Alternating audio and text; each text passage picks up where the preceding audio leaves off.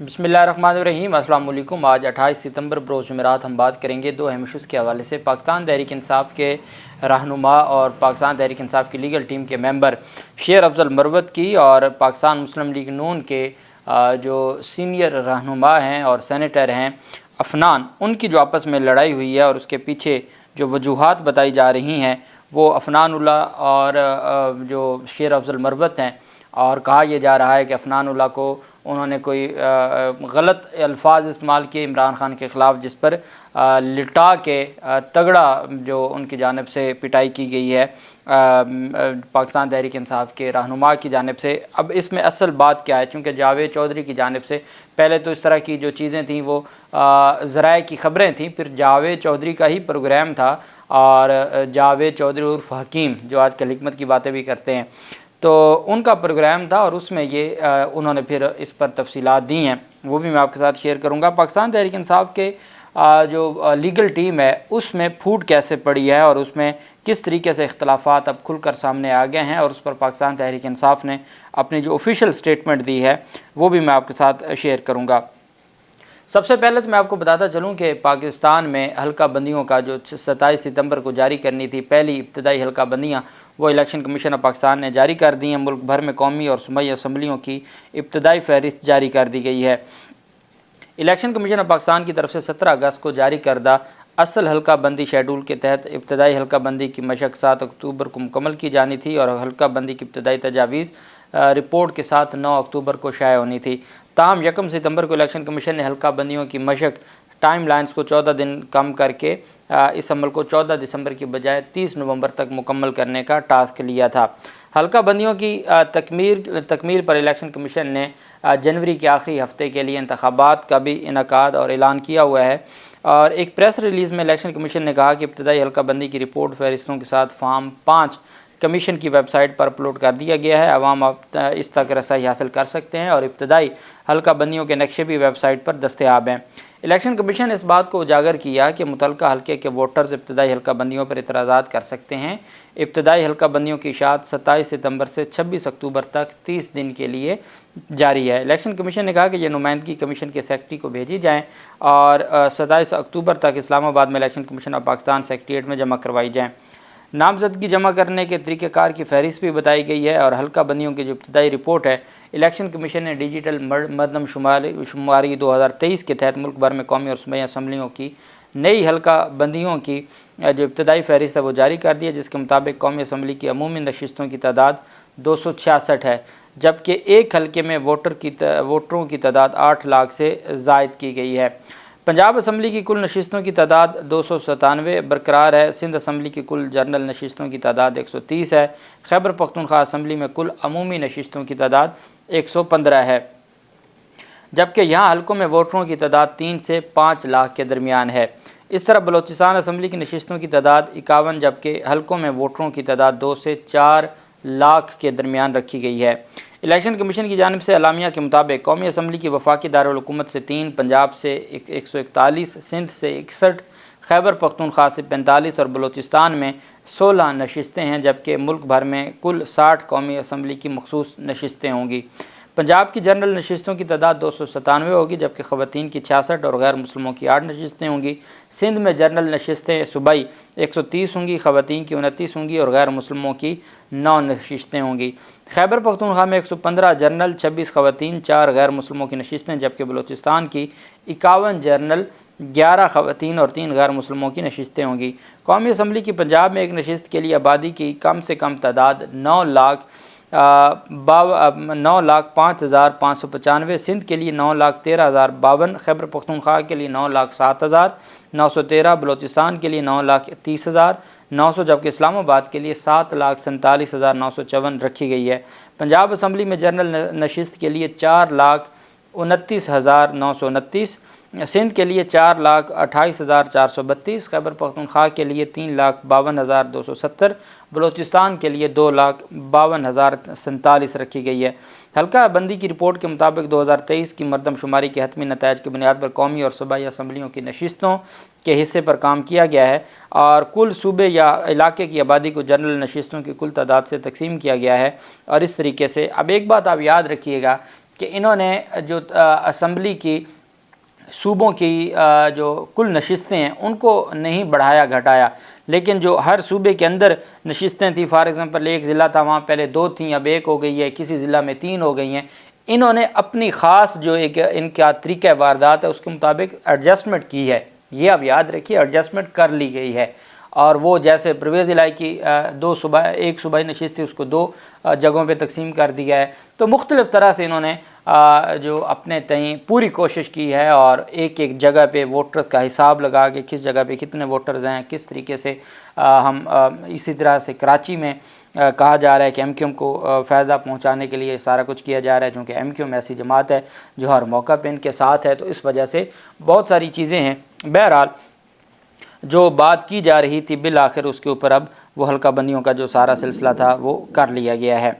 دوسری جانب جو اہم ایک ڈیولپمنٹ تھی وہ پاکستان تحریک انصاف کی جو قانونی ٹیم ہے، اس میں جو قانونی ٹیم کے ممبران ہیں شیر افضل ایڈوکیٹ اور شعیب شاہین سابق صدر ہیں اسلام آباد ہائی کورٹ بار ایسوسی ایشن کے، ان کے درمیان اختلافات کھل کر سامنے آ گئے ہیں۔ پہلے بھی شیر افضل مروت نے ایک ٹویٹ کیا تھا، بعد میں ڈیلیٹ کر دیا گیا تھا، جس میں کہا گیا تھا کہ کور کمیٹی کے کچھ ہمارے فیصلے وہ لیک ہو جاتے ہیں جس کی وجہ سے میری جان کو خطرہ ہے اور وہ غدار ہے۔ اب انہوں نے واضح طور پر شعیب شاہین ایڈوکیٹ کو قانونی ٹیم کا واحد غدار قرار دے دیا ہے۔ شیر افضل نے کہا کہ میں نے پی ٹی آئی کے قانونی ٹیم کے غداروں کے بارے میں پہلے والی ٹویٹ کی تھی، تاہم کور کمیٹی کے سینئرز کے مشورے کے بعد میں نے وہ حذف کر دی تھی۔ اب آج جمعرات کو عمران خان سے ملاقات کروں گا اور انہیں اپنے اس ٹویٹ کے بارے میں آگاہ کروں گا۔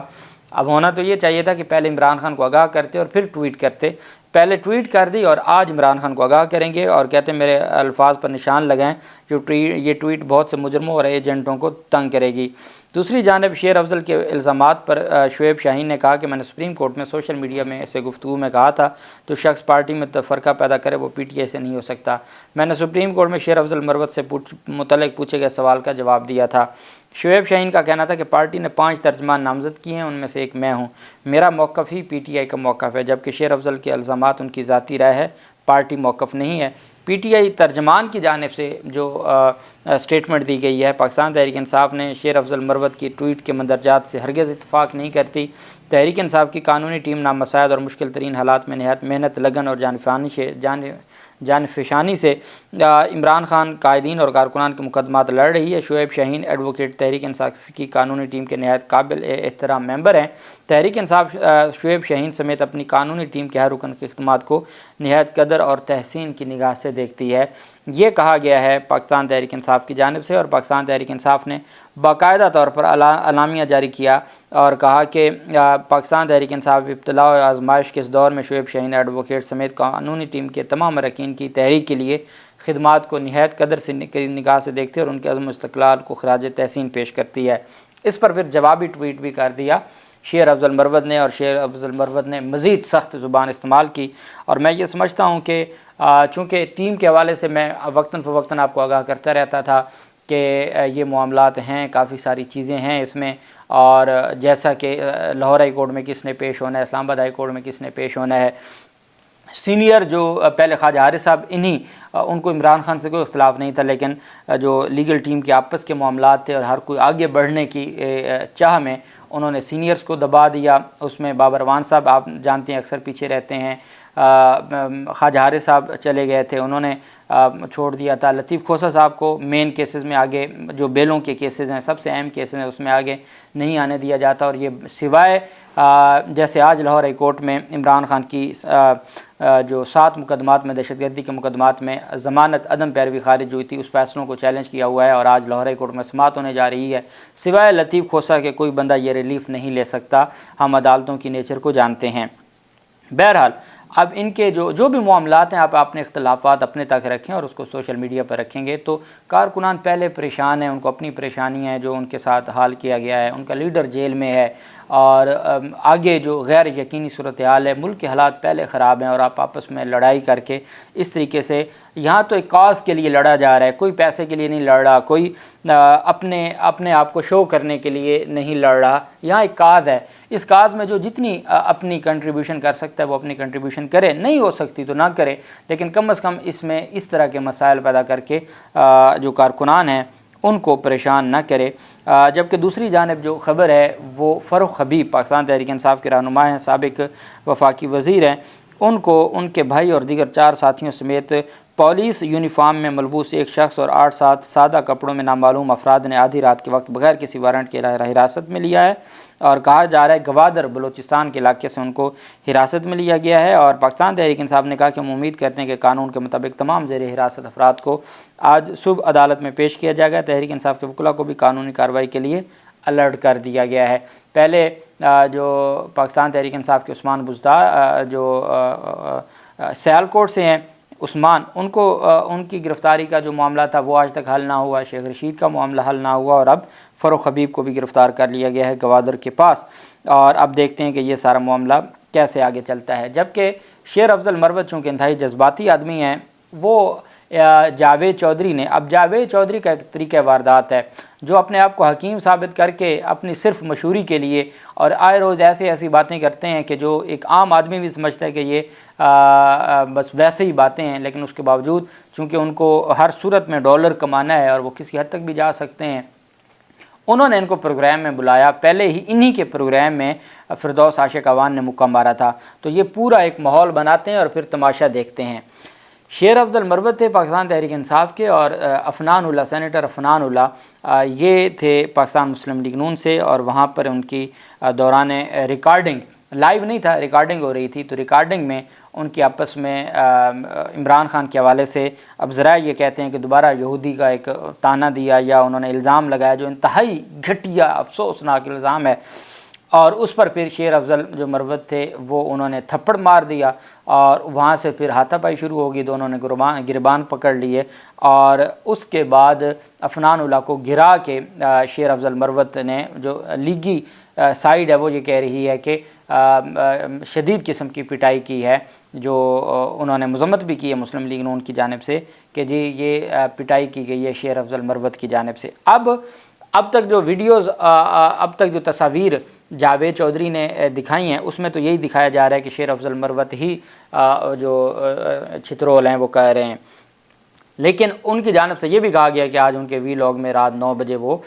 یہ ویڈیو بھی لے کے آئیں گے، چونکہ انہوں نے صرف اس مقصد کے لیے یہ سارا کچھ کرواتے ہیں، اور ان کا جو مقصد ہے وہ یہی ہوتا ہے، اور اسی وجہ سے ان کو کوئی پوچھنے والا نہیں ہے، اور ان کے لیے جو چیزیں ہیں وہ بہتر کرنے کی بجائے صرف اور صرف اپنے مفادات کے لیے کام کرتے ہیں، اور ان کو اس سے کوئی فرق نہیں پڑتا، لوگ لڑتے ہیں ایک دوسرے کا سر پھاڑیں، کیا ہوتا ہے کیا نہیں ہوتا، اور اس حد تک لوگ چلے گئے ہیں، اور اللہ پاک ہمارے ملک کی حفاظت کرے، اللہ پاک پاکستان کا حامی و ناصر ہو۔ بہت شکریہ، اللہ حافظ، پاکستان زندہ باد۔